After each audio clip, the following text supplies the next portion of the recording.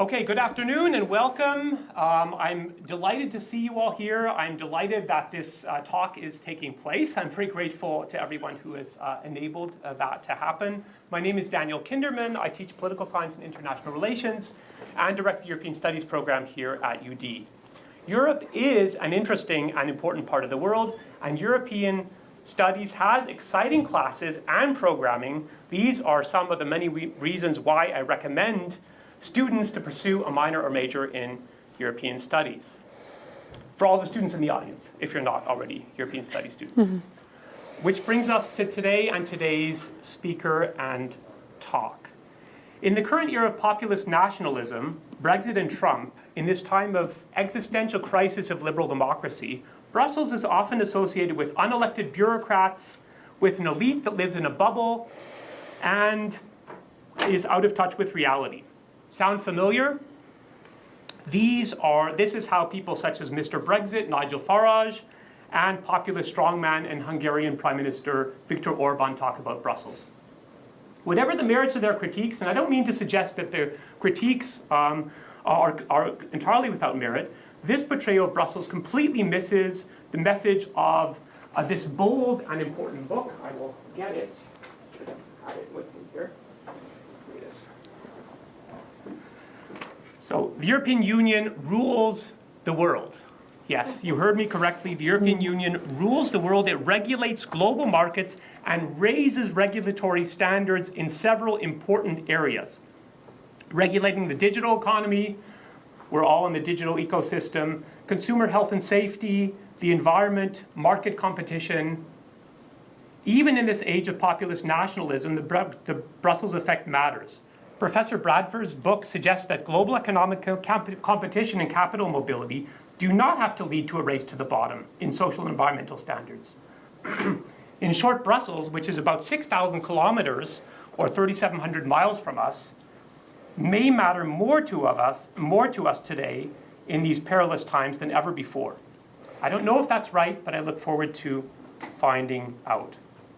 Now it gives me great pleasure to introduce our speaker, Anu Bradford, who is the Henry L. Moses Distinguished Professor of Law and International Organization at the Columbia Law School.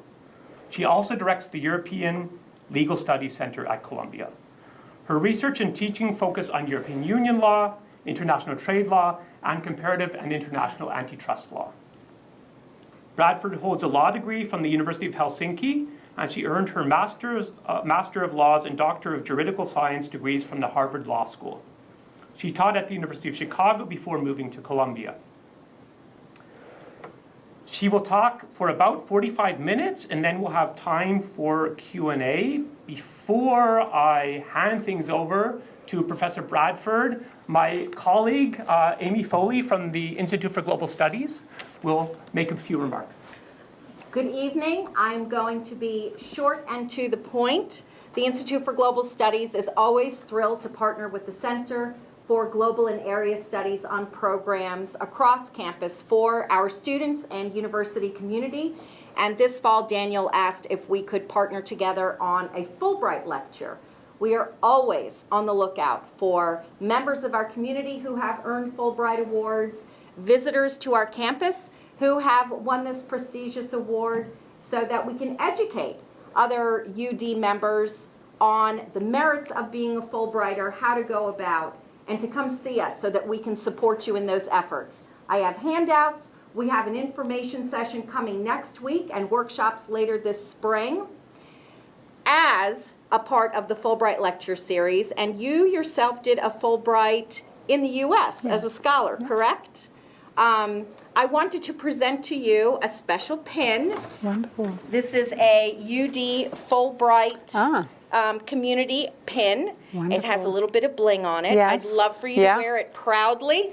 And I certainly do. We thank you so much for coming to campus and bringing your knowledge and sharing it with all of us. Great. Good. Thank you so much. You're welcome. Thank you. Thank you so much, Amy, and thank you so much, Anu. Welcome to the University of Delaware, and we look forward to your talk. Thank you. Thank you, Daniel, for the invitation, and thank you all for coming. It's truly a pleasure. So maybe I start with a few words of why I wrote the book, The Brussels Effect, How the European Union Rules the World. And it is really an attempt to counter the narrative on Europeans' weakness.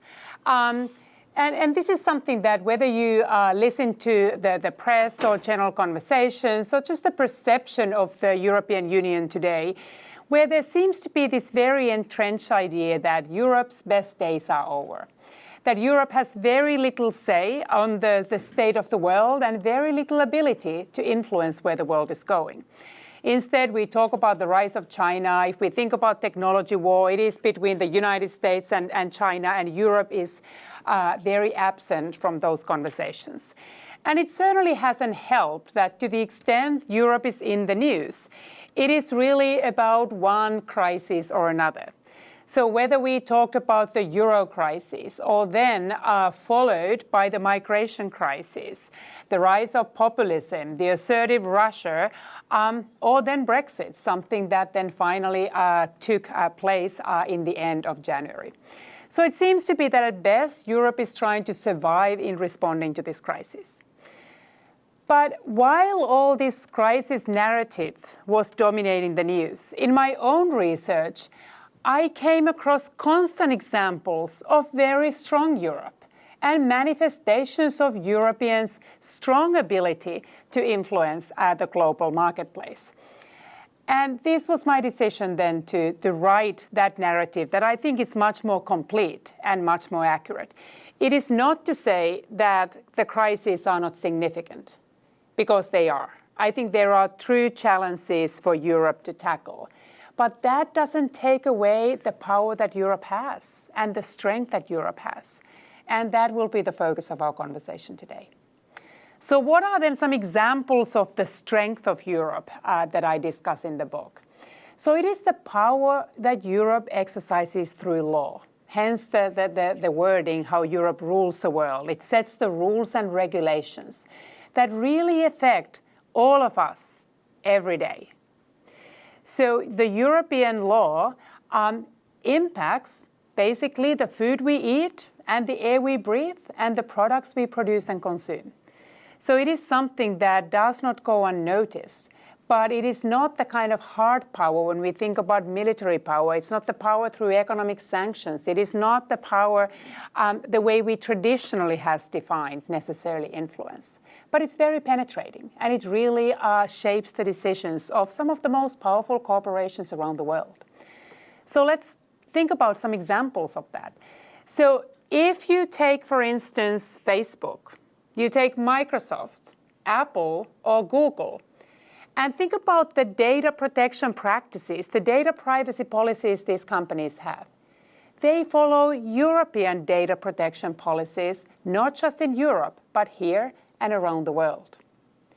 If you think about, for instance, again, Facebook or Twitter or YouTube, and think about how those companies decide what kind of speech they take down from their platforms because they consider that speech to constitute hate speech.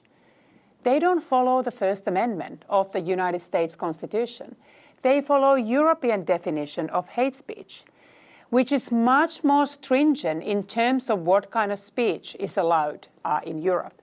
So these powerful American companies are actually getting their instructions from Brussels and not from Washington, D.C. And why is that? So if you think about what the Brussels effect means, that it really refers to this idea that European Union is a large and affluent consumer market.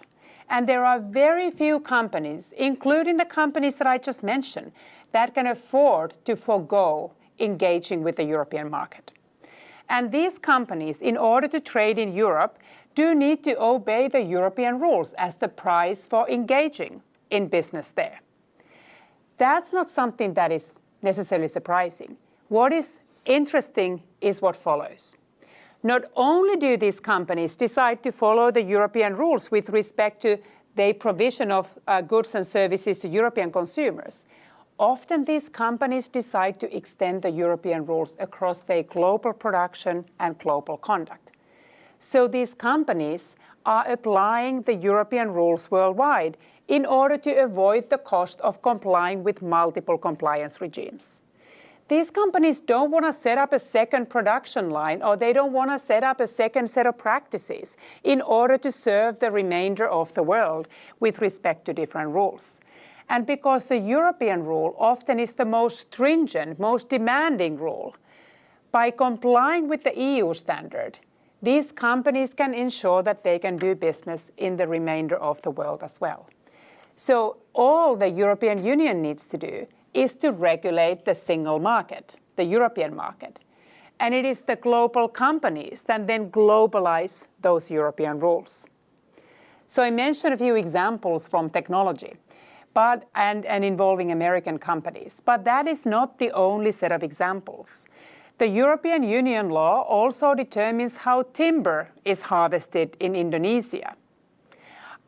What kind of chemicals Japanese toy manufacturers put into those toys. How honey is produced in Brazil. What kind of pesticides Cameroonian farmers use when they are producing cocoa. And what kind of facilities Chinese dairy factories include and use in those facilities. So it really is something that we can observe from sector to another and across the global marketplace. So that is what I call influence, and that is something that really shapes the global business practices, and as a result also the products that we are exposed to on a daily basis. So why do we see the Brussels effect, and why don't we see, for instance, the Washington effect? Why don't we see the Beijing effect or the Tokyo effect? Or the Delaware effect, and we do see Delaware effect. That is always, if you think about the global races in terms of standards, Delaware has been actually an important standard setter. In the US, we've talked about the California effect as the opposite to the Delaware effect. But why do I talk about the Brussels effect? And let me walk you through the various conditions of when a single jurisdiction can be a global standard setter. And there's nothing that in principle would prevent Washington from taking the place of Brussels in this regard. But for some reason, currently, Washington is not in that role. But in many ways, even though I call it the Brussels effect, the book really outlines a theory when a single jurisdiction can unilaterally rule the global marketplace. So what do you need to be able to do that? So first thing you need is a large enough of a market. So if Costa Rica, for instance, decided to apply very stringent environmental standards, what would the global companies do if they decided that those standards were too costly to comply with? They would stop doing business in Costa Rica. Costa Rica just doesn't matter enough because it's too small of a market. But Washington is United States is a big market, China is a big market. So the market size alone does not determine which jurisdiction is setting the standards globally. You also need to have what I call the regulatory capacity, the legal institutions that help you leverage that market size and convert it into tangible regulatory influence. So for instance, Beijing today does not have the kind of bureaucracy, does not have the regulatory sophistication across many areas of the economy, which would allow China to really exercise the kind of regulatory power that would be comparable to its market size. There's plenty of regulatory capacity in Washington, D.C. That is not the problem. So why not Washington effect? Because there is no political will to deploy that capacity. That regulatory capacity in the United States largely sits idle because the United States has chosen not to regulate. There's been this shift since 1990s up until when the global standards came from the United States. But since then, the US decided to take a backseat. There's been a tremendous movement towards deregulation, whereby very few environmental laws, for instance, have emanated from the United States. There has not been any federal privacy law that would have provided an alternative standard to the European General Data Protection Regulation, the GDPR. When it comes to antitrust laws, It is Europe that goes after Google and many other big companies, whereas the US antitrust laws have not been deployed much at all in the recent decades. So the US has been missing the third condition for the Brussels effect. So you need the market size, you need the regulatory capacity, but then you need the political will to deploy that capacity. And that's why we have not seen the United States to be a player when it comes to global regulation. The book explains a little bit further the kind of areas where the EU is able to set the rules. There are many areas where the EU is not powerful and where Brussels effect doesn't work. So Brussels effect only works. The EU is able to rule the world only when it regulates what I call inelastic targets. So what is elastic? Capital is elastic. If the EU is regulating financial markets with too stringent standards, the capital can move. You can list your companies in Hong Kong, you can list them in New York. The EU is not able to regulate the global market the way it wants. But the EU is generally regulating what I call inelastic targets, the targets that don't move, mainly consumer markets and the environment. So Google, for instance, cannot circumvent the European data protection practices by processing the European data outside of Europe.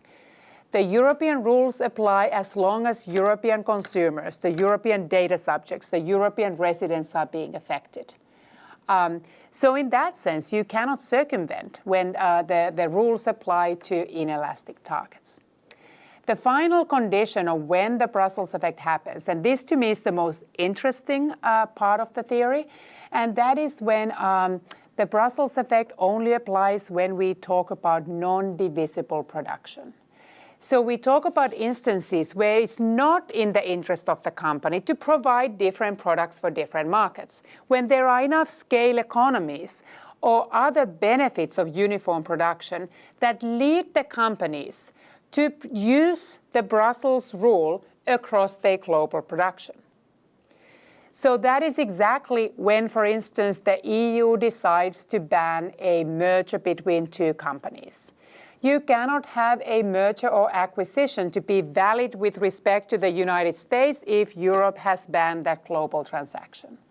So this is, for instance, what happened when the European Union banned the attempt by an American company, General Electric, to acquire another American company, Honeywell. The United States said, go ahead, we give green light, that doesn't violate the US antitrust rules. But Europe said it did, because it affected the European market. Europe had the power to block an acquisition of an American company by another American company. And the deal was dead worldwide. It did not gain any effect in the US either. So in that sense, it is non-divisible in a legal sense, and the European rule, the most stringent regulator, gets to determine the fate of a global merger. Sometimes some products are technically non-divisible. So for instance, the technology companies sometimes find it hard to distinguish whether we should have different rules depending on the IP address of the person engaging in an activity online. It may be feasible, but it is not perfect to use, for instance, geolocation technologies.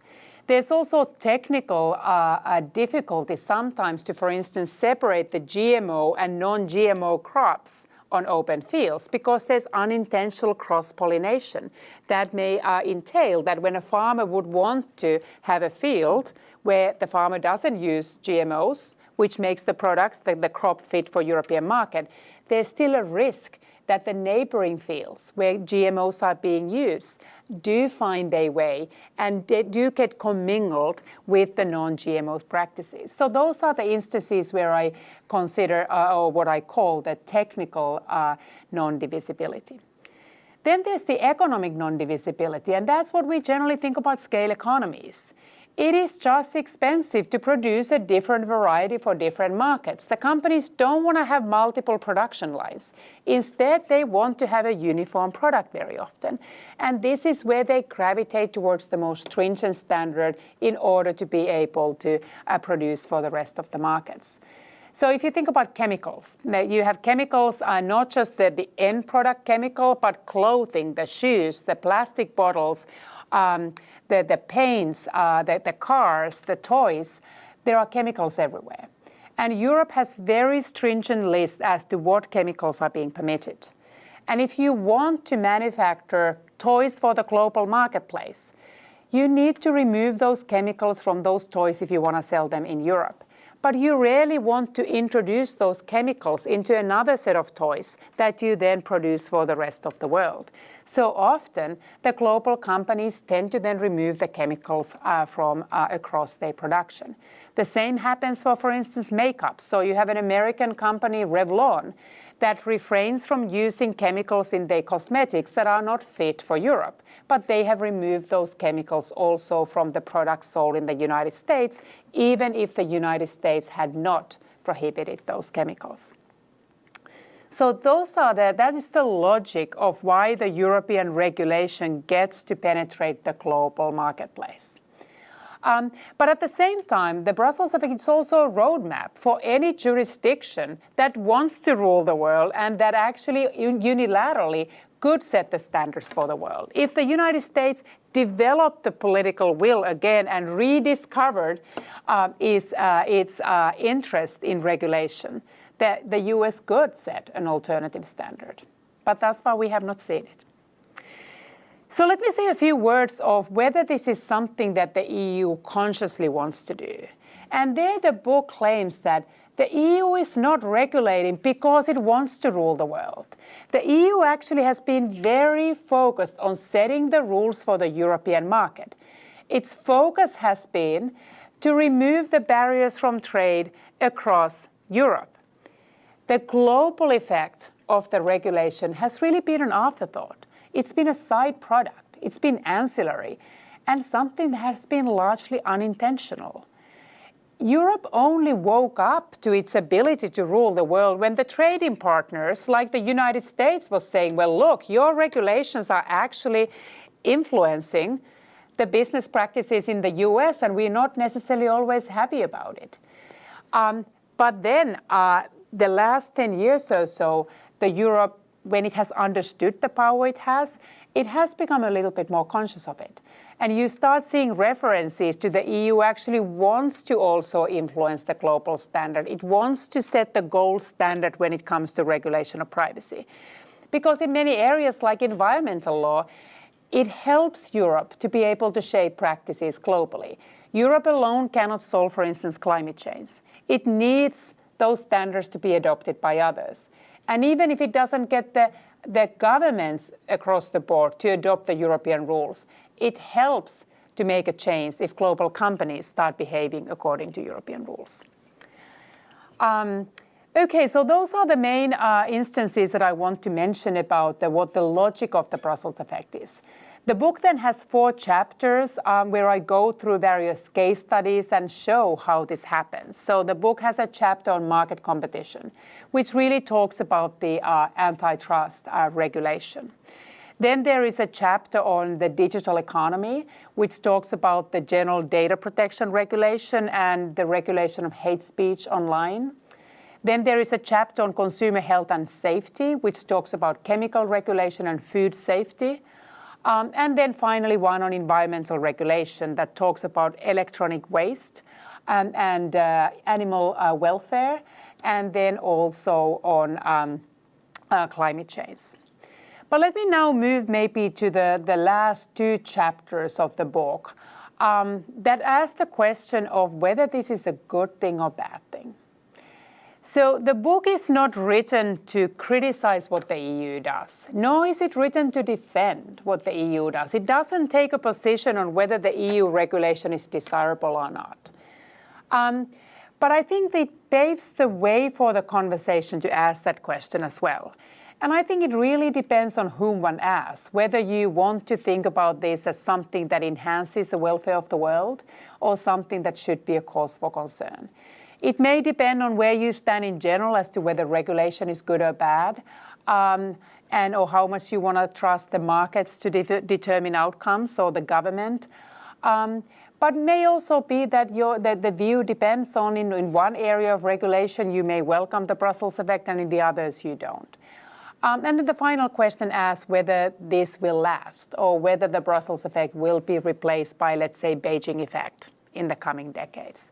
So let me now talk a little bit about those two questions, the desirability and the future of the Brussels effect. So the desirability, like I said, I do not take a stand on whether this is good or not, but I engage with the three different criticisms that have been leveled against the Brussels effect. So first of those is this idea that the regulation is costly. It does impede innovation. And if the Brussels effect multiplies this regulation by making sure that the global marketplace is also regulated very heavily, it might be that then there is a reduction in innovation worldwide. So here, I think there is a reasonable argument that sometimes regulation, if one overdoes it, that is an impediment to innovation. I remember having talked to this was a Facebook, actually it was the quote that I use in the book. I talked to an executive from Uber, and I asked the question of whether Uber's interactions with regulators in Europe and America are different. And this executive responded by saying that, yes, if I think about what European regulators want us to do, they want us to satisfy a consumer need. If I think about what American regulators want us to do, they want us to change the world or allow the world to be changed. And if you think about if all the companies geared their innovation efforts to satisfy a consumer need, some most disruptive innovations probably would never take place. So I think there is a reasonable concern that if the regulation is too heavy-handed, it may curtail innovation. But I am not too quick to conclude that every time when we see regulation, we also see less competitive markets, less economic output, less innovation. So a lot of, for instance, the energy efficiency technologies that regulation in Europe mandates, that is an opportunity not just to advance environmental goals, but also it may pave way for more efficient products and hence greater innovation. There's also a wonderful book by a French economist, Thomas Philippon, who is a professor at NYU, and who has written this book called The Great Reversal, How America Gave Up on Free Markets. And he basically shows how the lack of regulation in the United States has led to excessively concentrated markets, which has reduced competition, which has elevated the corporate profits, but also prices that consumers pay. That's why I pay so much more when I fly internally in the United States compared to when I just came from Europe, and I pay hardly anything when I fly from Berlin to Paris and so forth, because there's much more competition. There has been much more heavy use of antitrust regulations. The same thing for your cell phone plans, the same things for your broadband and internet. There is much less competition in the US market because there is less regulation. So I think there's no easy answer that generally regulation always leads to less or more innovation, but I think it's a reasonable question to be asked about the Brussels effect and if you think whether it's good or bad. The second criticism that has been leveled against the Brussels effect is this idea that the regulation coming from Brussels is protectionist.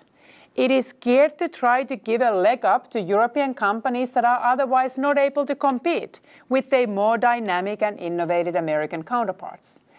If you think about the big technology companies, they are American companies and Chinese companies and not European companies. And one question is that, is it because there's been so much regulation? And is that the reason why Europe is now trying to level the playing field by going after American tech companies? So especially that recent antitrust cases, about 10 billion in fines against Google have really provoked this conversation. But this is where I take quite a strong stand in the book, that I do not think that the regulation coming from Brussels is motivated primarily by protectionism. So if you think about, for instance, the cases against Google, there is no European search engine that European regulators are trying to protect. Who brought the complaint against Google? It was Microsoft. It was another American company that wanted Brussels to take and bring a case against Google. And quite a few years back, when Microsoft was the target of antitrust investigations, it was again a group of American companies that wanted Europe to sue Microsoft. There was a very big fine against another American giant in technology field, Intel, who was the main beneficiary when Brussels went after Intel. It was another American company, AMD. When I talked to the former US ambassador to the EU under President Obama, Tony Gardner, he told me that he never lobbied the European institutions in any of these antitrust cases because it was impossible to discern what an American interest was. They were normally American companies on both sides of the dispute.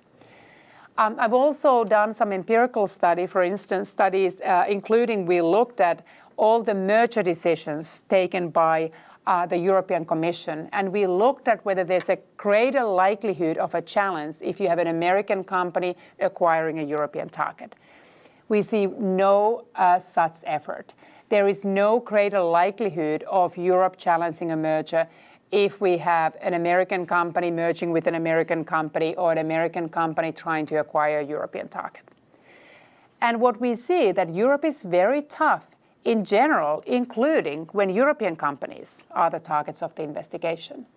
There was recently a very prominent merger case where there was a proposed merger between Siemens and Alstom in the rail sector involving a German company and a French company. And Germany and France were pushing very hard for this merger to go through. That was the opportunity to build a European national champion. And the argument was, if we let this merger go through, the European company can compete much better, for instance, against the Chinese rivals. And the European Commission blocked the merger. And they said no to these German and French invitations to let the merger go through.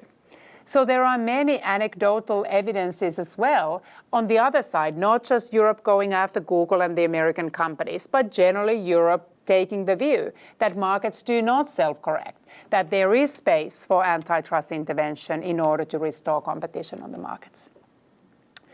The last set of criticism that I engaged into in the book is this idea that European Union is a regulatory imperialist, that by regulating the foreign markets, it is undermining the political autonomy of each and every one of you, that basically gets the European consumers' preferences imposed on you. And maybe we shouldn't be as concerned about the you, but if you think about then African consumers, African farmers, for instance, that refrain from using GMOs in order to be able to export agricultural products into the European market, even though the criticism says that these farmers would need to use GMOs in order to feed their own population. So there may be instances where we are seeing the European preferences penetrate the global markets, including those markets where consumers do not trade off product safety, environmental benefits, and the price of the product, for instance, the same way. So I think that is a criticism that one needs to take seriously, but at the same time, it is not clear that in all the instances we are undermining the democratic systems elsewhere. We have many examples where the foreign governments, for instance, welcome the Brussels effect because they don't have the capacity to regulate. They do not have the capacity to remove all those chemicals from the supply chain of powerful international corporations, and they want their consumers to be safe. There is this narrative that Europe is often providing a global public good, where there is a positive spillover if environmental benefits are also enjoyed by consumers in other markets. There are many, for instance, global antitrust agencies who said, I am glad that European Union stops global cartels and the prices will go down also for the consumers in the markets, even though we would not have the capacity to go after those cartels. I hear sometimes in the United States, many people say that, well, it is good that at least Brussels is watching us because our government does not protect our privacy. Our government does not care enough about environmental regulation. And in many ways, because of the role of money in politics in the United States, maybe the state of the regulation in the United States today does not fully reflect the kind of regulation we would see in the democracy that was less shaped by the role of money in politics. So these are some of the counter-arguments that I also hear in response to this idea that whether Europe really is the regulatory imperialist. But I think that the answer that European Union generally gives when it gets accused of regulatory imperialism is that if you think about the logic of the Brussels effect, all we are doing is regulating our own market, which we have the sovereign right to do. It is not a sign of regulatory imperialism if global companies then decide that it is in their self-interest to extend those practices to other markets as well. The European Union is not imposing these rules on anybody. It is basically regulating its own market, keeping its own consumers safe according to its own preferences, and it is really the self-interest and the market forces, self-interest of global companies and the market forces that then transmit these rules around the world.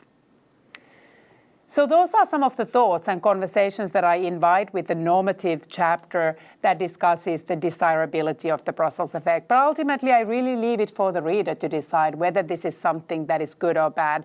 The main goal of the book to explain that it is a phenomenon that is happening. Why is it happening? Why is it so pervasive? Irrespective whether you like it or not. The final chapter then looks into the future and asks the question whether we will see Brussels effect going forward as well. And I think there's, again, three arguments that would suggest that we will see the Brussels effect wane in the coming decades. And I will then address all of them in turn. So the first obvious criticism is that the relative size of the European Union of the global economy will go down.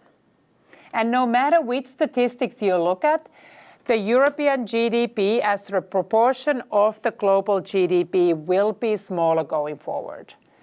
China and the other emerging markets will become more important destinations. And if you think about it, the whole idea of the theory is that Europe needs to be an unavoidable trading destination, that the global companies need to feel that they cannot not trade in the EU. But the smaller the relative size of the EU becomes, the more opportunities there are to occasionally say that, well, I don't need to serve the European consumers. I will be diverting that trade to China and to other growing markets. So I think that is something that we really need to take seriously and over time will potentially mitigate the regulatory power that the EU has. And I am not trying to rewrite those statistics in the book. The argument the book makes, though, is that the EU's regulatory power will outlive its economic power measured based on the GDP alone. And why is that? The reason I argue in the book is that there is no alternative regulatory standard emerging anytime soon. The GDP growth is not a predictor of the country's propensity to regulate compared to the predictive power of GDP per capita. It will be a while before Chinese consumers, for instance, are wealthy enough to be able to afford to care about regulations as much as the Europeans do. Even in 2050, the Chinese GDP per capita is little over half of the European GDP per capita. And it's the affluence of the consumers that make them prioritize issues like food safety and the health benefits, the environmental benefits that come with regulation. So by the time the Chinese consumers are wealthy enough to care about this at the level that the Europeans care, I believe that the general GDP growth of China has waned to the extent that the government is quite reluctant to adopt costly regulations for the fear that that may further dampen the growth in China. So that's why I don't think that we'll see Beijing effect anytime soon. And to the extent that China is building its regulatory capacity today, it is largely importing rules and regulatory models from Europe. So what we may see that by the time China is regulating more extensively, and we might see a Beijing effect, the Beijing effect will be indirectly exporting the rules that were imported from the European Union.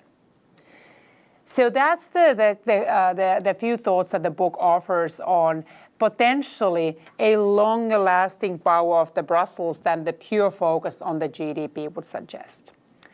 The second potential threat, if you like, to Brussels effect, I think comes from technology. So if you think about these companies finding that it's expensive to use the European rules across their global production, they may have an incentive to start developing technological solutions that allow them to customize production. And we already see some of those technologies emerging. So additive manufacturing, in particular 3D printing, may in the future offer the opportunity for these companies to produce different products for different markets. You print them locally, you can tailor it to domestic preferences, and you do not need to introduce a single product variety that often would be reflecting the most stringent regulations. So that is something that may happen in the future, and if it will directly undermine the Brussels effect. But I doubt that is going to be available on a large scale across a large number of industries anytime soon. Those technologies are still at the experimental phase or are more niche, applicable to very high-value industries, and are unlikely to be deployed at the scale where I would see a sort of mass change in the industrial processes to the extent that scale economies, for instance, no longer matter. But it's something that I think it's an interesting development and something that I certainly would watch for, and that might over time will come to mitigate the value of the global standardization that sustains the Brussels effect. The final threat or a development that I think will be potentially undermining the Brussels effect, and this is the last thing I'm going to say before I open it up. It is what I think is an internal challenge to the Brussels effect. So as much as I mentioned, the Brussels effect is a creation of internal goals to regulate the single market, the external impact being the side product. Also, the biggest threats may come from within the EU itself. So Daniel already mentioned the rising populist threat, this anti-European sentiment that is simmering in many parts of the European Union. And if those populist views become to prevail in large part of Europe, we may see the European countries scaling back their willingness to transfer regulatory powers to Brussels. And that makes it harder to regulate at the European level. I think it is a serious concern. I doubt, though, that we can see a legislative agenda where we would be repealing existing regulations, but we may be less willing to go forward with a very ambitious regulatory agenda. But at the same time, if you think about what are the most salient policy issues for these populist parties, they're not worried about food safety. They're not really worried about any issues relating to single market. They don't complain that the EU is going after Google with its antitrust rules. They are not really worried about the general data protection regulation. What they are worried about is migration, the control over who comes into the country, free press, that they like to be less free, and the judiciary that they also want to control. So these are not the heart of the issues that these political parties want to advance. Of course, there may be a casualty whereby these parties push for an agenda whereby they vote against anything coming from Europe or anything to do with transferring sovereignty. But many of these single market areas, the legislation does not require unanimity. So we will really need these populist parties to take over significant segments of the decision-making bodies being able to halt the legislation. And for instance, also to take over the parliament in the sense that they could be preventing the legislative support by the European Parliament. And in the last election, that was the fear, but it did not materialize. So I think it may be for a while before we see this populist agenda truly compromise the Brussels effect, but it's something that I think we should be mindful of. So let me end with another internal threat to the Brussels effect, and that is Brexit. So with Brexit, the EU just lost a huge chunk of its market share.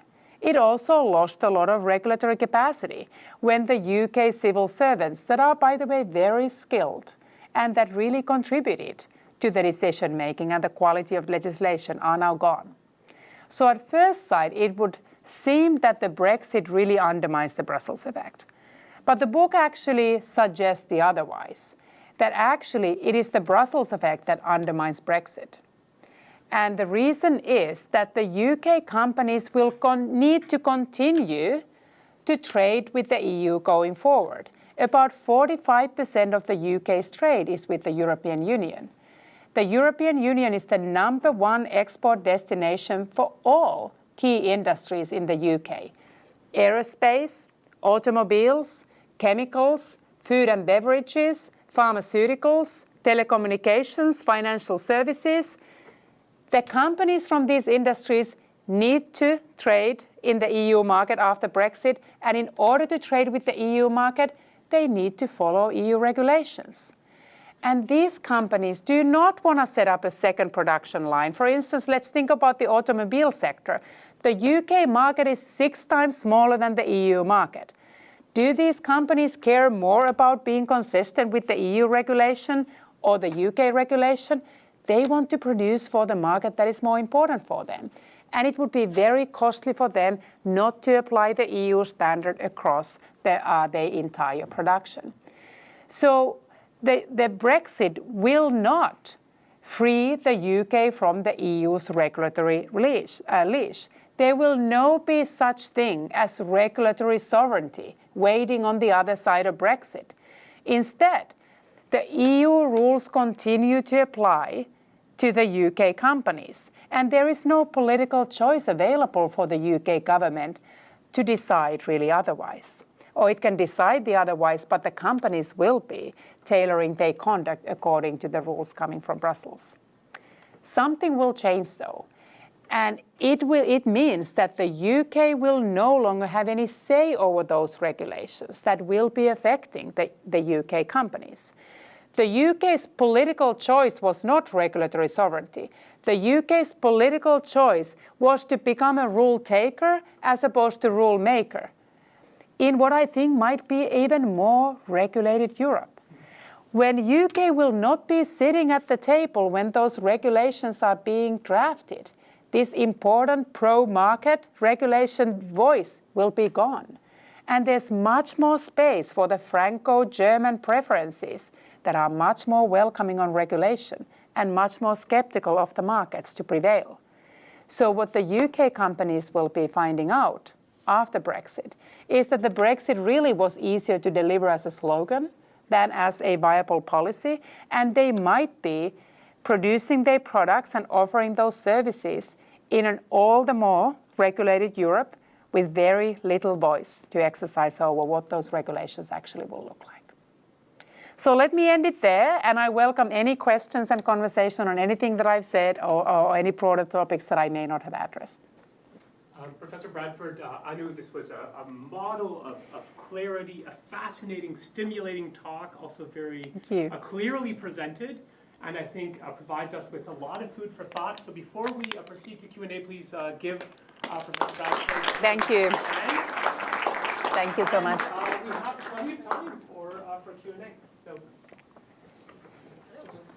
thank you. please introduce yourself. So my name's Eva Alfredi, and especially the Brexit topic is very close to my heart because I'm from Britain. And one of the things that I read very recently, which concerned me a lot, was British politicians basically saying that they're not going to comply with the EU safety rules in aviation going forward. To what extent do you think, I mean, obviously this would have a huge impact on airline, flight security. To what extent do you think this is just posturing and kind of, hot air? And to what extent do you think that it's possible for that to happen, for Britain to basically say, we're going to set up our own aviation security? Yeah. So to the extent the UK airlines want to fly to Europe, they need to comply with European rules. And it is not a particularly attractive business model that you would actually then not provide the services to the EU. So it is not an option that they have. So I think there is a lot of what you call posturing. So there was such a political commitment and promise made that they will be delivering this regulatory sovereignty, that it's very hard to walk back from it.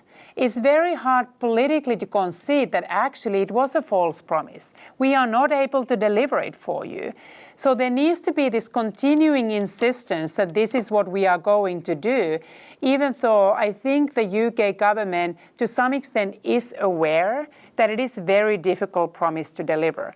So if you think about, for instance, in the area of data, the Information Commissioner herself, Elizabeth Demon, said that, look, well, Brexit doesn't really mean Brexit when it comes to data protection, because 3/4 of the data flows from the UK are with the European Union. They don't have a choice not to abide by those rules. But I think it is one of those that we see such a gap between this political framing of what Brexit was supposed to be about and what the economic realities actually require the British companies to do, that there will be an inevitable walking back from some of the promises. Or then we see a certain set of regulations being introduced, but the companies will not be following those regulations. The same way now when the Trump administration is rolling back many of the environmental standards, is rolling back a lot of the protections against harmful chemicals. The US companies are not starting to introduce asbestos into their products if they want to export those products to the EU, even if now the Trump administration says that we don't really care about some of the chemical safety regulations. So I think that will be happening in the UK as well. So do you think that maybe they'll just repackage the EU rules and kind of pretend that they've all changed it and now they can take the sovereignty? Yeah, so I think there may be emphasis on a few areas where they can assert sovereignty. So free movement of people will be one thing where they need to say that there was still some point to Brexit. Or there may be some areas where where the Brussels effect does not really apply. So when it comes to, for instance, labor protections, there's very little scale economies of having, for instance, we don't see the global companies offer European holidays here in America, I'm sorry to say. Brussels effect will not give you the careers with 5 weeks off every year. So there are certain areas where I think the UK government will make a big deal of how they will have their own regulatory freedom being exercised and try to play down maybe the areas where that sovereignty is an illusion as opposed to something real.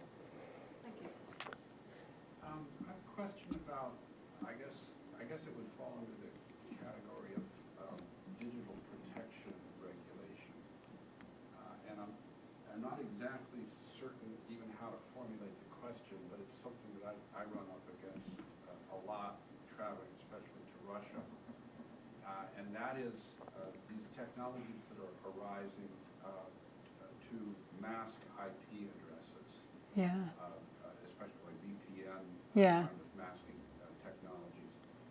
And I wonder if that, if you know if that is an issue that is emerging as a problem in Europe or discussed as a problem, because it seems to me on the one hand, those kind of masking technologies can be dangerous, threatening in various kinds of ways. But on the other hand, they're absolutely necessary.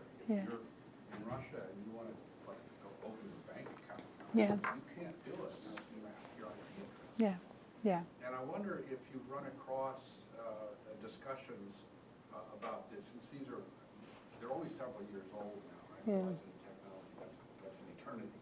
But I wonder if there are some emerging discussions about these VPN technologies. So the one way to introduce divisibility and be able to evade the application of EU rules across the board is to use geolocation technology, is to be able to identify the IP address and be able to then determine that, okay, these rules will apply to those queries, those searches made using the European IP address versus the others. But as you suggest, there are technologies that make it very easy to hide. These companies don't always know whether the individual interacting online is actually of a certain national or resident of Europe or not. which has made it harder to fully rely on the information that they can get on the IP address. And I think that makes it harder to balkanize the regulatory response as well, or the company's business response to a certain regulation. I don't know how common these are, but I think they have been, the companies are aware they can't do this perfectly. And I think these issues become more and more common when we are also trying to decide whether, for instance, some of the EU's obligations do apply globally, the right to be forgotten online, or the idea that when you post something that is considered hate speech, do you actually need to remove it from all the platforms? And who are you protecting if you cannot really be sure of the identity of the consumer that is active online? So I think this is yet another reason why we might see more of the EU regulation being extended globally, because there's not full certainty of the companies being able to perfectly identify the user. Do you think that I don't know, is there a sense that this is a growing problem and that the EU would like to go after the companies who are doing this? Yeah. So I think it can be a problem or it can be an opportunity. If you think about the internet freedom and the idea that there can be individuals who would be blocked from engaging online, that if they are actually able to have greater access to internet because they can hide their origin. So I think it is one of those that doesn't only cut in one direction. But I think also if we think about various illegal activity online, whether it is the engagement in speech that is considered, we've talked about hate speech, but election interference, the spreading of fake news. For the enforcement purposes, you would want to be able to identify who is posting the kind of illegal material that you are trying to curtail. So in that sense, I think it's a huge problem. And the EU is in the process of preparing its new Digital Services Act that will be unveiled by the end of this year.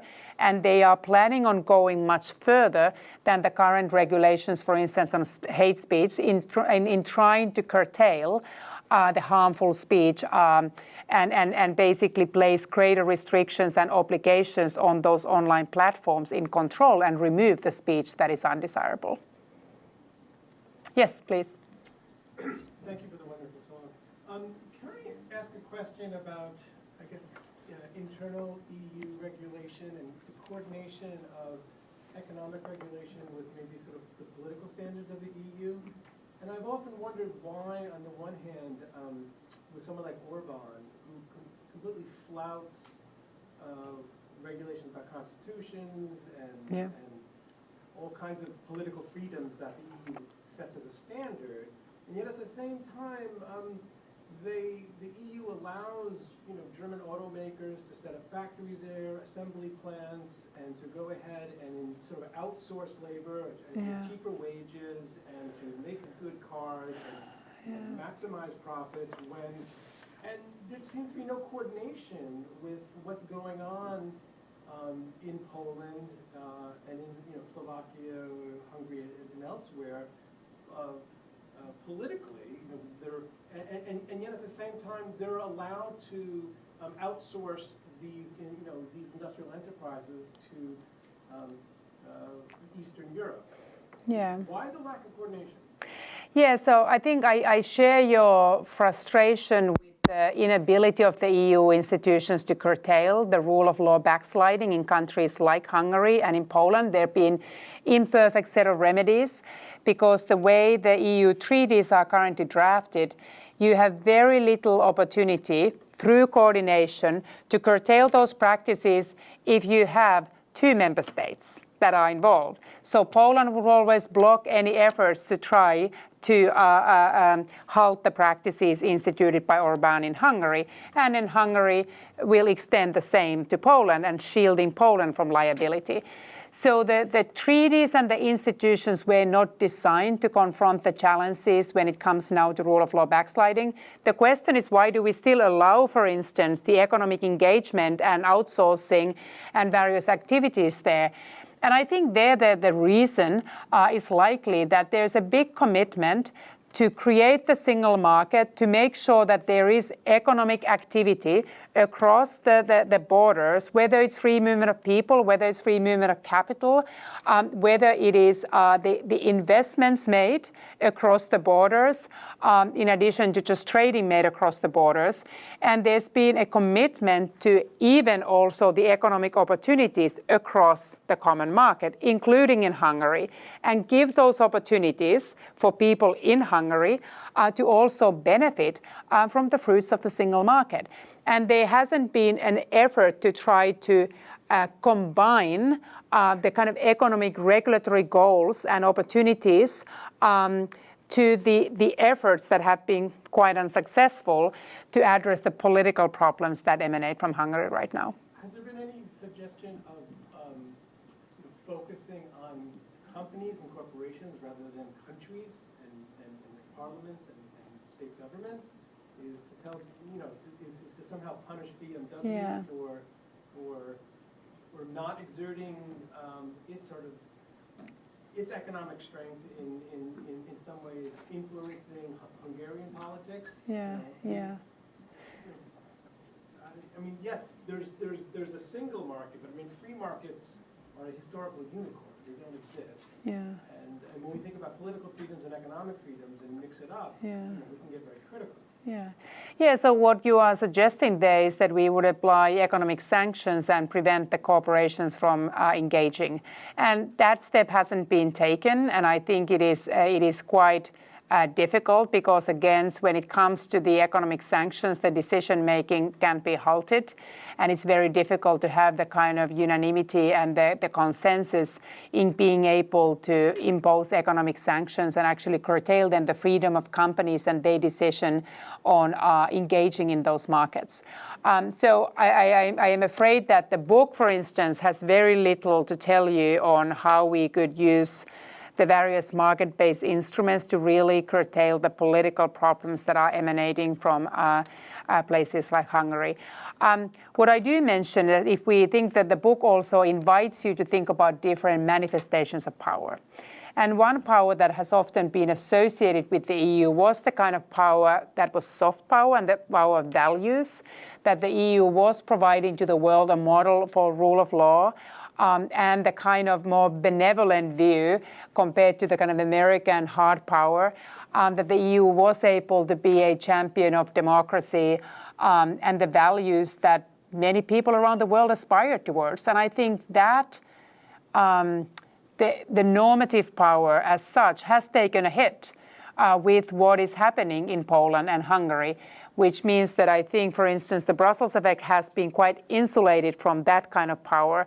But that power, I think, is something that is hard for EU to restore unless it can really show that it has a way to curtail those abuses within the EU. Is it possible then that one way to get to a post-fossil fuel, post-hydrocarbon economy is through the Brussels effect in some way? Can Europe be the leader in, is environmental policy and sustainable energy a way, or a policy area that Europe could provide a real solution to climate change? Yeah, great. So I see sort of three dimensions to the question. So first is the social movement and the advocacy aspect. The second is lobbying, which is advocacy of some sort as well. And then the more on the climate change and the sort of fight towards a lower carbon economy.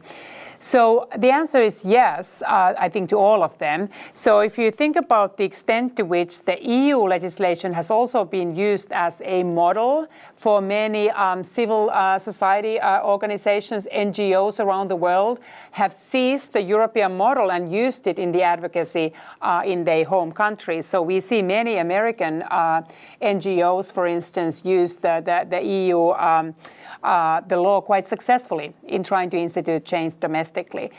But it also invites the kind of lobbying that we have American companies and companies around the world that lobby for the legislative change at home because they have already made the adjustment. They already play by European rules.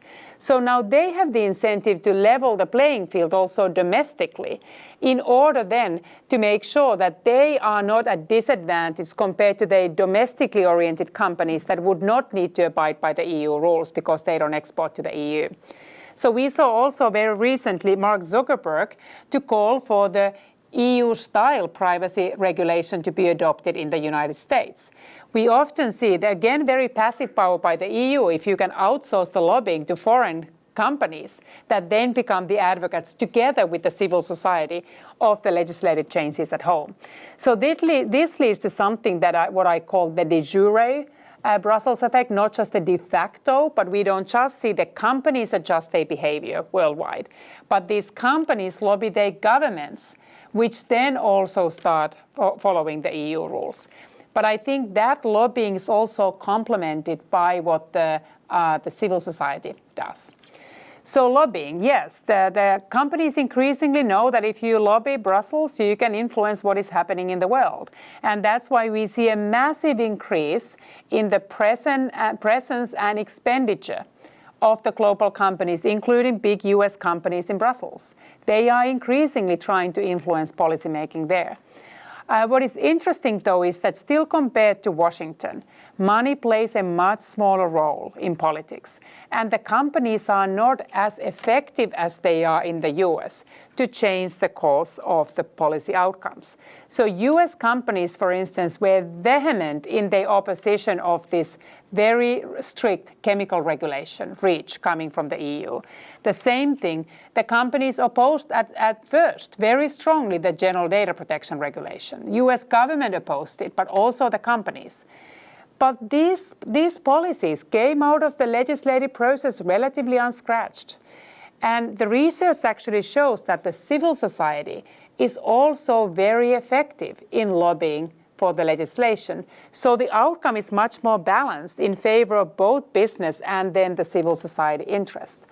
But we certainly, I think, seen an increase and will see a continuing increase by at least the efforts of the companies to influence the outcomes. And if I now think about two areas where I see most lobbying activity, one is exactly what you say, the environment, and the other one is the digital economy. Because the EU has just unveiled its new white paper on the regulation of artificial intelligence, which shapes a lot of the industries. That's why we saw Facebook and Google and the others do set up meetings with the highest levels of the Commission just 2 weeks ago. But also then the EU has now revealed its new policy, the Green Deal, which really tries to introduce a set of measures that would lead the fight towards a decarbonization and climate change. And there I would say that some elements of the policies that are being pursued by the EU probably lend themselves to the Brussels effect. If the EU regulates the way products are being produced, so what kind of materials can you use, for instance, those are the instances where the companies are most likely going to adopt a change globally. But then there may be other elements of the green policies that are not the kind of under the radar, where the global companies automatically would be exporting the EU rules across the world. For instance, the proposals for a carbon border tariff. That doesn't follow the logic of voluntary market adjustments. That requires actually an adjustment by foreign governments to start regulating carbon. If they don't do that, if they don't have a domestic tax on greenhouse gas emissions, there would be a border tariff imposed by the Europeans. And that is a much more kind of politicized measure that I think will create a backlash. I'm not saying that it's not fight that is worth fighting and that there wouldn't be the way to design the carbon tax that would be consistent with, for instance, international trade rules. But it goes a little bit beyond the dynamic that is much more self-enforcing. Oh, yes, there was a question in the front. You mentioned in the internal threat part that the effects of the right-wing parties in Europe may not be as bad as people think. But you just mentioned not as bad on the Brussels effect. I think they can be still very damaging. Yeah, you just mentioned there would be a problem on the refugees or immigration problem. Yeah. Many right-wing parties are promoting the abolishment of the so-called Schengen Agreement, which is open border between signed states. So if such agreement is abolished, I think would there be an very significant impact on the integrity of the single market? It would be huge. I think you touch on something that is at the heart of the single market, the free movement across the community. And the challenge with the migration crisis, for those who probably may not be as familiar how the EU, the division of competencies between the centralized institutions and the member states work. So member states remain in charge of migration policy. Individual countries can decide whether they take migrants or not. But the Schengen area, the free movement of people, is an EU-level competence. And once those migrants are taken in, they can travel freely because there are no border controls within Schengen. So there's a misalignment there with the EU being in charge of the free movement within the EU, while the migration should be a matter of a member state. But many member states that are reluctant to have migrants fear that because of the open borders in the EU, another country's decision to take migrants becomes also their problem, if they see it as a problem, because you cannot stop those migrants behind the border within the EU. So there have been some temporary efforts to reintroduce border controls and basically dismantle these free movement rules across the Schengen. And that, I think, is a very serious restriction because the whole idea has been that we have not only goods move freely, but we also have then people move freely across the borders. But the idea is that you almost would need to do one. So you either need to reintroduce the Schengen border control in order to ensure that the migrants stay within the member state that decides to take migrants, or then you actually need to give more powers to Brussels over the question of migration, whereby that would become much more of a centralized. And that has been one of the issues where I think that politically this has been very difficult to do what I think the dire situation would have required the EU to do. There has been more of an EU-level reinforcement of the external borders. So we've seen the crisis response to be in that sense more Europe, the more integrated response. But I think right now one of the biggest questions of the day is whether there is enough solidarity to help Greece fight the difficult situation on the border when it's dealing with the flow of migrants beyond its capacity. Yes, there in the back. Good afternoon, or good evening. Free speech is sort of insight. It's not a quick question. It's sort of inadvertently awkward. But do you see the EU and Brussels as, I guess, benevolently pro-democratic or insidiously authoritarian? Yeah. So I'm not sure that. Let me just add one quick note. So I've been studying this for quite a long time, and I'm quite vexed by the fact that in the last decade or so, we've watched democracy fade across the world. Yeah.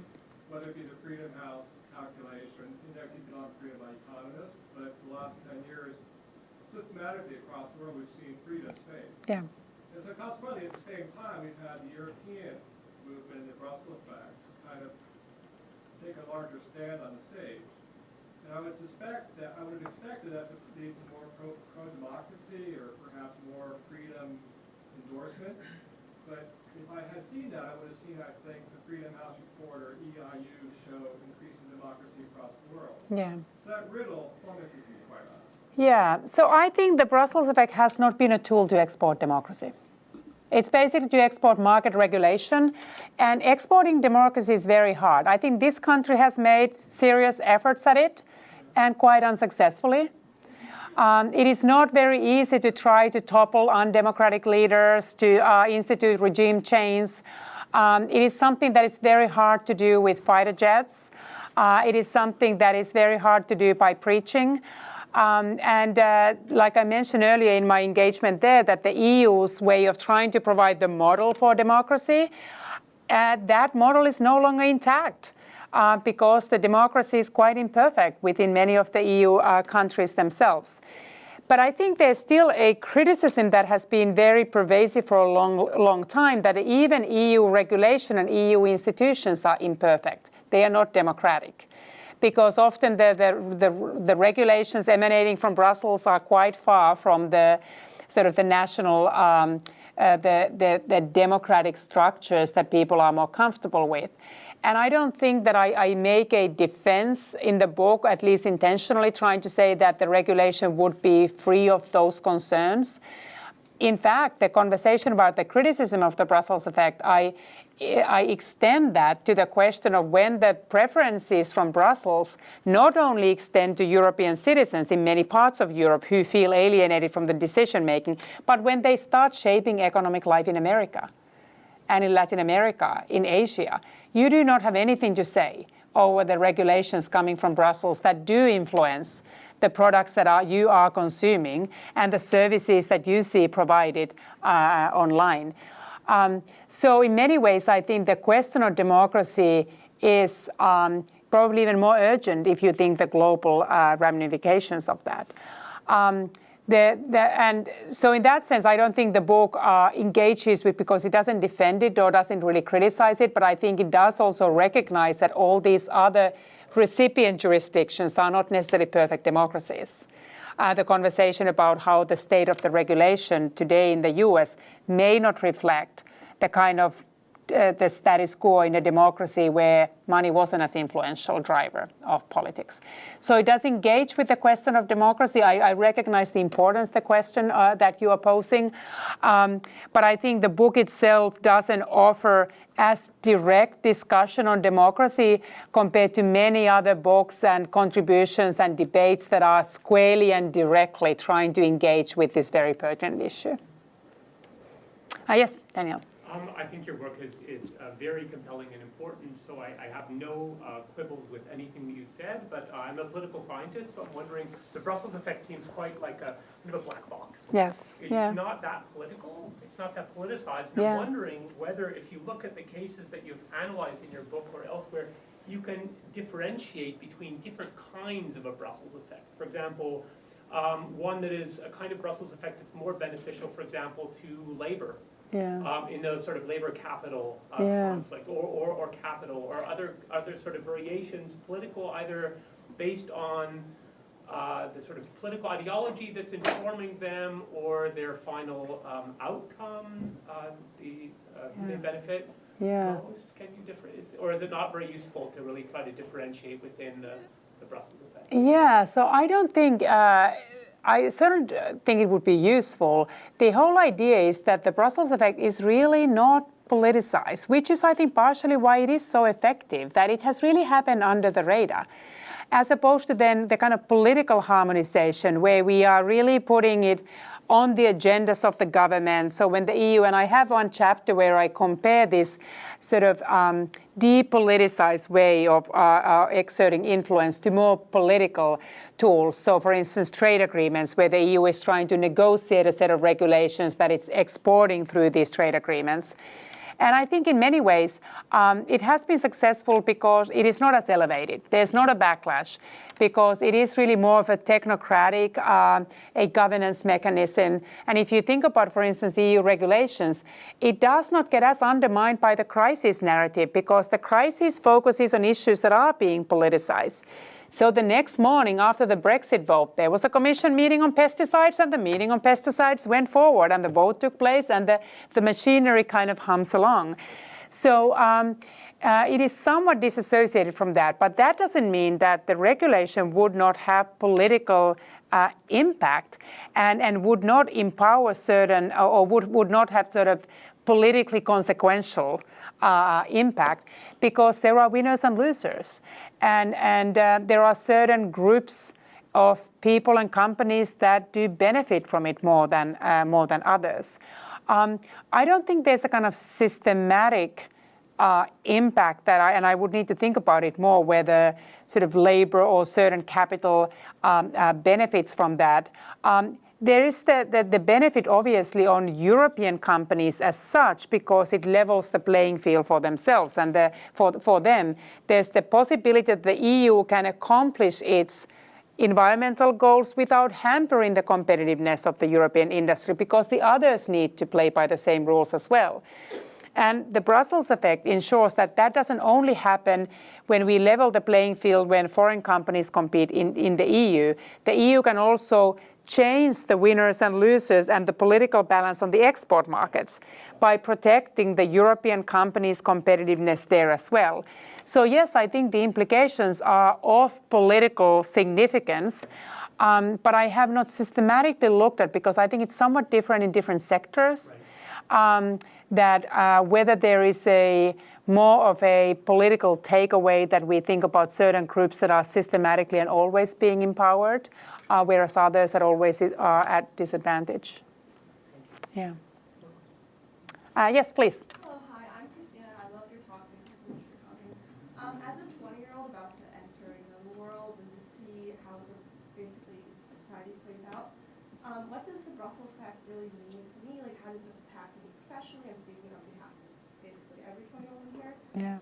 And do you have any recommendations for us to really kind of leverage this effect to help us? Yeah. That way to So if I'm right, my sense is that your generation cares about many issues that go beyond just the sort of the economic gains on the markets and the companies adding the shareholder value. There's a lot of set of issues, I think, where the European values that are embedded in the regulations have garnered special resonance in your generation. So the sustainability, whether we think about sort of environmental implications, because you do care about the future. So you don't want to discount the future as much as some who will not be living that life and living on that planet as long. So I think there is more of a movement towards greater caring of privacy, sort of consciousness of the harmful conduct online, plus also then the sort of sustainability, whether it's clean food, whether it's local, whether it's organic food. And I think it's a more sort of conscious generation that has a sort of welfare function that is a somewhat more nuanced than just thinking about what is the price of the product. There might even be willingness to ask questions about the product that go way beyond price that may be more important. And if that is a correct or description of you or your peers that resonates, I think you take certain comfort that the EU is actually exporting some of those values and that those become to be prevalent also in the markets where we may not see the kind of advanced thinking, or advanced is the word to use, at least where there would be less of a consciousness of the future consequences of the decisions of the companies. So it may be something that your generation welcomes more than some other generations.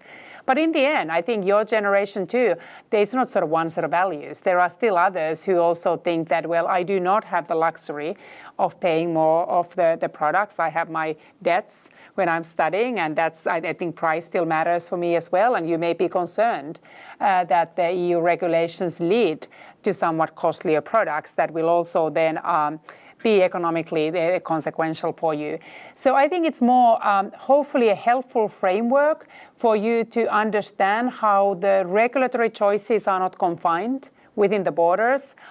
Your ability to think about, if you do not like the state of the affairs in your own country, there may be tools for advocacy that you can use by looking at what the regulators are doing elsewhere. So those are, I think, just a few ways how you may think about it, of how whatever sort of choices you make daily, how they are shaped by global markets and regulators that can actually be pretty far from where you're sitting. Yes, please.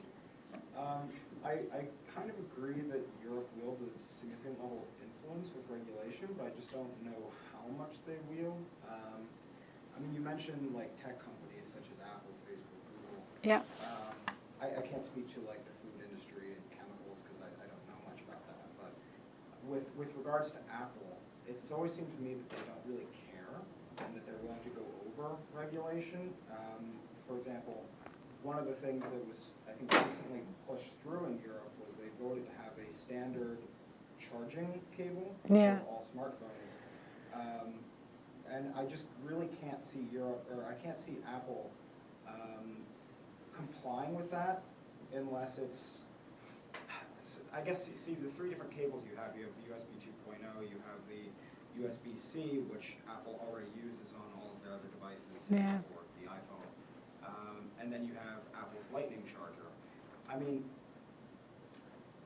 assuming that they go their own direction and Europe finds them I mean, what kind of fine would you look at to really influence them to go with this standard charger? I mean, in other examples where Apple's kind of ignored European regulation is using Ireland as a tax haven, which they did for over a decade and then only got fined, I think, $13 billion, of which over 3 or so years was $3.25 billion a year. But even still, for Apple, that's kind of pennies. Recently, they were also fined for throttling their phones with their software, of which France charged them $27 million. Again, it's kind of pennies. So I kind of question to what degree regulation actually impacts these larger corporations. I don't know. I mean, Apple's yearly net income is $60 billion. I just don't know. 27 million isn't a lot. 3.25 over 3 or 4 years isn't a lot, especially for a company that sits in $250 billion worth of cash assets. So actually these companies comply. So I think I agree with your concern. I share that if you just look at how wealthy these companies are, that even high fines are not very high if you think about the revenues that these companies have. So they may not have an incentive if you just think about that we would not need to care about it because we rather pay this fine. But what they are worried about is that they are basically prevented from being able to operate and serve these products in Europe if they do not comply. So ultimately, these companies do bring their practices into compliance with the EU because they want to be able to retain their right to offer those products in the EU. So I think the fine alone still does deter many companies, but it also sends them a signal that they are not willing to battle with the European regulators in all the issues, whether it's privacy, whether it's copyright online, whether it's antitrust cases. In Apple's case, it was the state aid, so the tax arrangements that were caught by the European state aid rules. And it is not a very sustainable business model when you are in constant regulatory battle with one of the main regulators of your activity in one of the markets that you need the most. So the Apple, for instance, does follow the General Data Protection Regulation. The day that the GDPR came into effect, you had this sentence pop up on your iPhone saying Apple believes that privacy is a fundamental right. So that's the European language, and Apple has adopted that.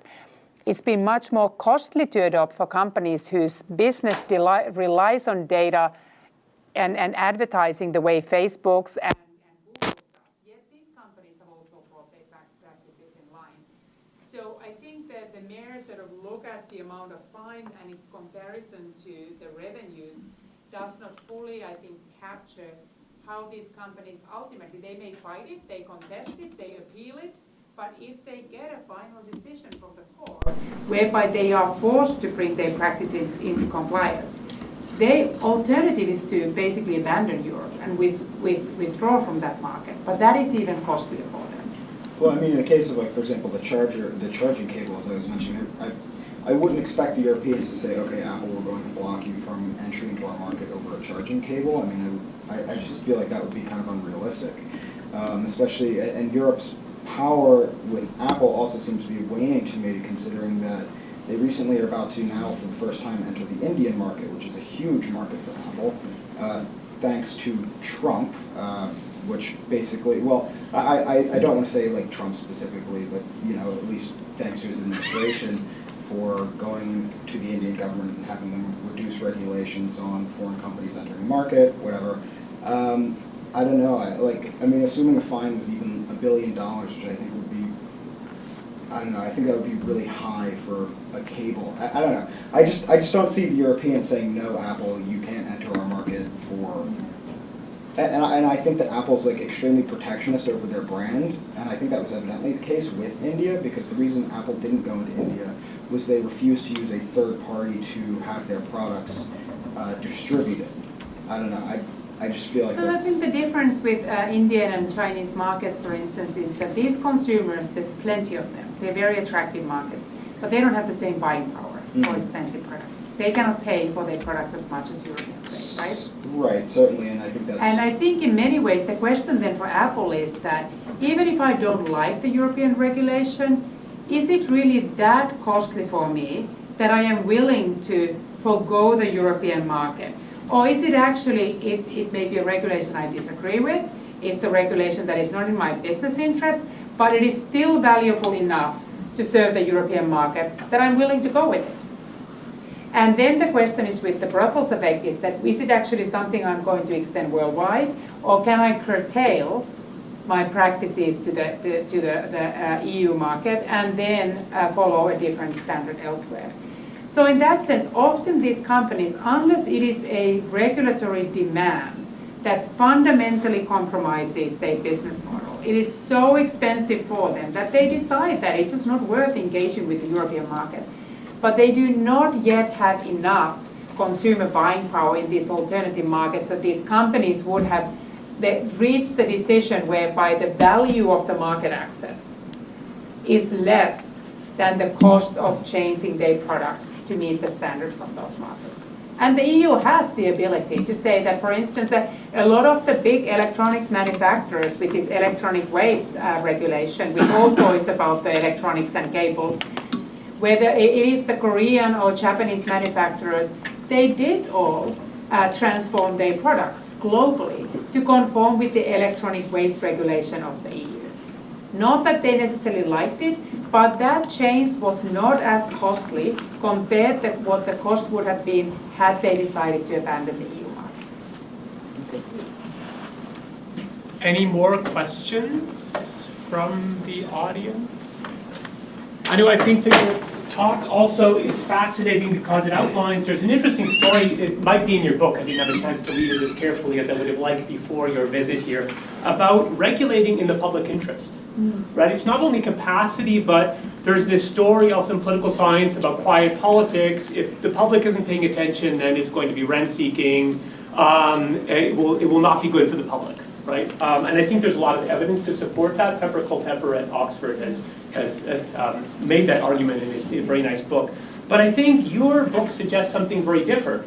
This is quiet politics, but in fact, in many cases, one could make a compelling or plausible argument that the European Union is regulating also in the public interest, or at least not clearly damaging the public interest. So it's fascinating, and we can use all the hope we can get right now in these perilous times we are living in. So please join me in giving a thank to Professor Anu Bradford. Thank you so much.